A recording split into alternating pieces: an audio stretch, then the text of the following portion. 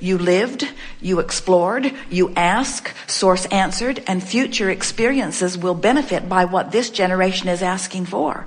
So the future is assured because of those who are living now. Just as what you're living now is better than what was before because of those who lived it before. So we don't have to have a conversation like this or a gathering like this in order to make certain that all goes well with this world. It must. This conversation is about you not having to wait till you croak to close the gap. This conversation is about allowing yourself step by step, and that's why it's fun to be specific. In other words, let's say that you're just living life by default. You don't know about vibration. You don't know about law of attraction. You're just sort of moving through life as many are, comparing behaviors and comparing outcomes and gathering statistics of things. And you have in your mind piles of things that you think are appropriate good things and piles of things that you think are inappropriate bad things. And you're just sort of sorting out life. And in the process of doing so, you are exploring a lot of contrast and you are asking for many, many improvements while you don't let yourself focus there much, and because you don't understand the process necessarily, and you don't really feel your power, but it doesn't stop you from asking. So you're asking and asking and asking and asking, and in the process, who you really are is expanding and expanding and expanding and expanding. But because you don't know what we're talking about here, and you haven't been somebody who's been selfish enough to gravitate toward the best feeling of things, instead you stay rooted in the struggle and you keep trying to do your best. But the longer you live, the less happy you are, because the longer you live, the more you find to fuss and worry about, and the more you launch rockets of desires, and the bigger the gap becomes between who you're letting yourself be and who life has caused you to become. So then, we call that living life by default. Now, here's another example of living life by default. You're exploring, you know what you don't want, you know what you do want. You're expanding, you're throwing things into your vibrational reality. And you haven't heard about law of attraction, and you don't know about the laws of the universe, and you don't even really know about your guidance system. But early on, you had a grandmother or a teacher who was just a joyful person, who said to you, no matter what, just find ways to be happy. Look for the positive side of things. So without knowing anything about laws or rules, you just remembered what this person sort of drummed into your head early on. And you just look for the best in everything that you see. You don't know anything about laws or rules, but you have, without conscious awareness, trained yourself into vibrational alignment with who you really are. So your world goes pretty darn good. You're not doing it deliberately. You're just being happy. And so life's working for you in the way it is supposed to. The contrast caused you to expand, and your general good mood that you learned from your grandmother and practiced ever since has held you in good place. And so you've been living a pretty happy life. And people look at you and they're sort of pleased or amazed or jealous at how well your life is turning out. Another example of living life by default. Went better because you were influenced at an early age for things that made you feel better. It's hard for many of you because there's always someone clamoring about come this way. But those are two examples of living life by default, where in one case it didn't turn out that well for you day by day. In the other case it did, but in neither case were you very deliberate about it. Now, deliberate creation is where you bang around, you don't really know what you're doing, you have some contrast, you put a whole lot in vibrational escrow, you feel the discord of it, you don't know what's gone wrong, you just know innately that you should feel better than you do, so you start seeking. And then somebody tells you that you're the creator of your own reality and explains to you that contrast is the life you intended to live, and that it has caused you to create this vibrational reality, this vibrational escrow. And now you start getting a sense by thinking and feeling because you can tell by the way you feel when you consider a thought, it's harmony or discord with who you really are and what you really know. So you consider this and you decide to begin to be more deliberate in your thinking. So you can't stop the contrast from happening because it's all around you, but now you're managing the contrast a little better in that when you know what you don't want and you know what you do want, this time you turn your attention toward what you do want more quickly, and you talk about what it is you do want and why you want it. Now you're consciously aware of the separation that has been caused by your expansion, your vibrational expansion, which your habit of thought has not yet caught up with. You can tell by the way you feel that you've expanded but not allowed the full expansion. So now you go to work. You deliberately think thoughts that match what's in your escrow rather than continuing to beat the drum of what caused it by justifying or defending or rationalizing. And as you do, you feel yourself feeling better. That's the first evidence. And as you feel better, now you begin to see evidence of what you've been asking for showing up in your experience.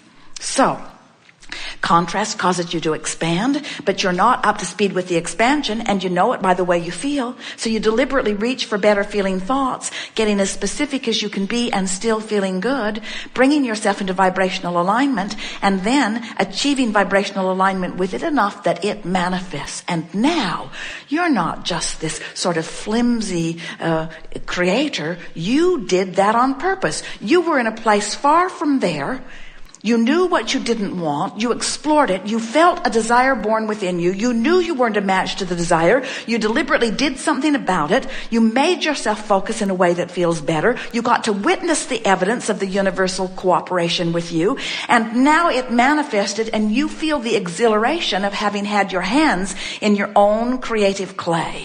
And now you not only got the manifestation that you were reaching for, but a whole new vibrational platform with a whole other set of contrasting experiences, which is giving birth to another rocket of the desire. But of course, you're not a vibrational match to this one either in the beginning, but now you're not worried about it because you know that this is the way the process works. Contrast always causes you to expand where you naturally can be, but now you know the rules of the game, you know what emotion means, you know what closing the gap means, so you deliberately, with specifics, apply attention to what you want, not to make it happen, because you're wise enough to know the process, the laws, the rules of the universe are making it happen.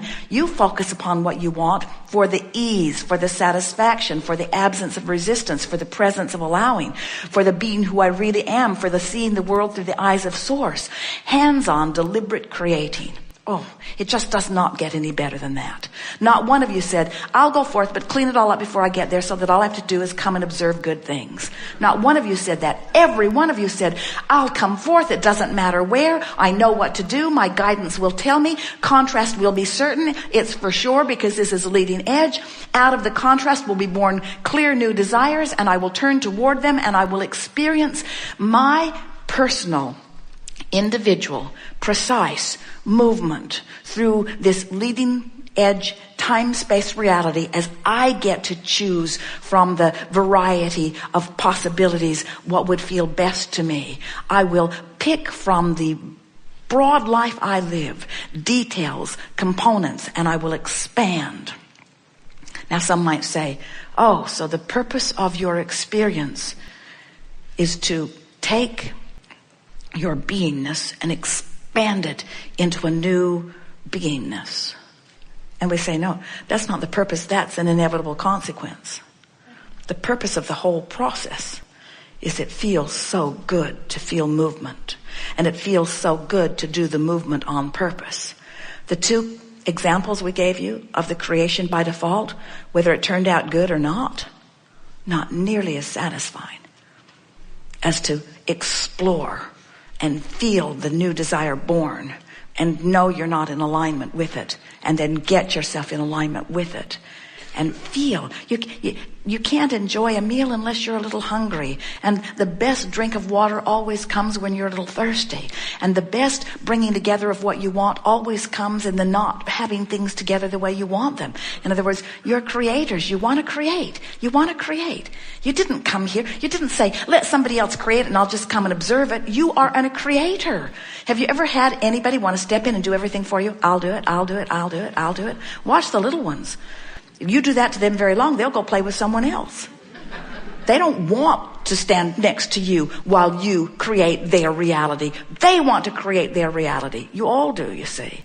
And so the specifics is just because it's way, way, way more fun when you get really specific about what you want. Oh, the longer you live, the more you gather in terms of data, the more specific you are. And we've got to tell you, you have put together such an incredibly specific vibrational reality that you have to be specific in your lining up with it in order to experience the fullness of it, or to feel the full thrilling reward of being in the process of it. So then our favorite story that sort of sums all of this up. Jerry and Esther went whitewater rafting. Long way up the canyon in a bus with all the boats on top of the bus. And a long time on the water moving back down the canyon. Really an exhilarating day. At no time did any of them consider asking the man to put their boat back on the bus and drive it down the canyon, even though it would have been a lot faster. Put it in the water about 200 yards from where we're going to take it out, because we like instant manifestation. Let's just get this ride on the river over with as soon as possible. Because they wanted the ride on the river. You want to figure it out. You want the fun of collecting the data. You want the fun of recognizing you're not in alignment with it.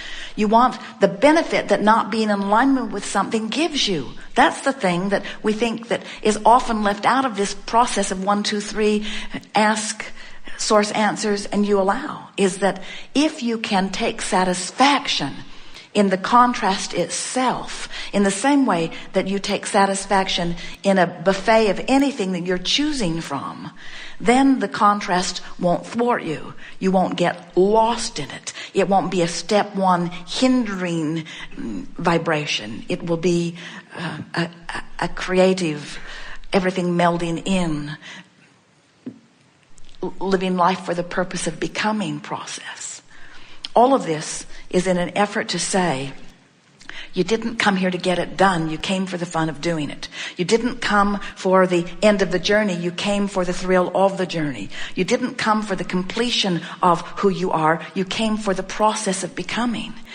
Life isn't about getting it done. Life is about something stirring you to want something more, to which you will now have a reason to flow in the direction of.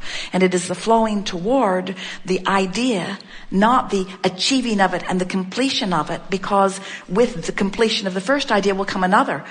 And with the completion of that, there will become another and another and another and another. We are all eternal beings. So this is all said to sort of get you to come into agreement with us gradually, hopefully sooner than later, that it's an eternal journey that we are all upon, and it's supposed to be a journey of joy. And if this time-space reality can inspire the desire, this time-space reality can provide the full manifestation of it. And the fact that it is manifesting in your dreams means it can manifest in your actual reality. In fact, let's talk about, so here is this vibrational reality that we're talking about. Next to it is the dream reality, which is closer to the vibrational reality, and it's somewhere between the reality that you're living and the true vibrational reality. The dream is sort of the phase in between that means you're vibrationally approaching the allowance of the fulfillment of it. But it's easier for you to allow it in your dream state, because in your dream state you have less resistance than in your wake state. But if you can dream it, you're right on the track of it. Thank you.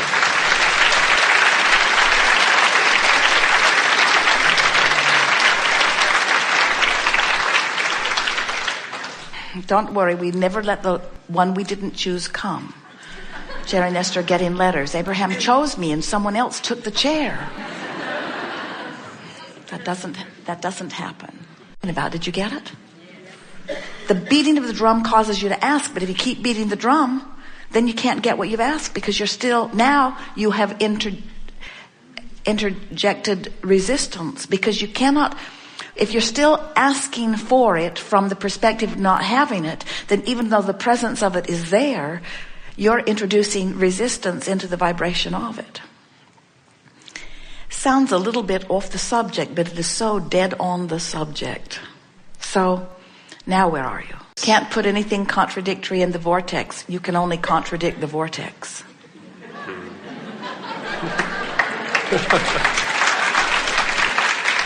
Because as you put it in piece by piece,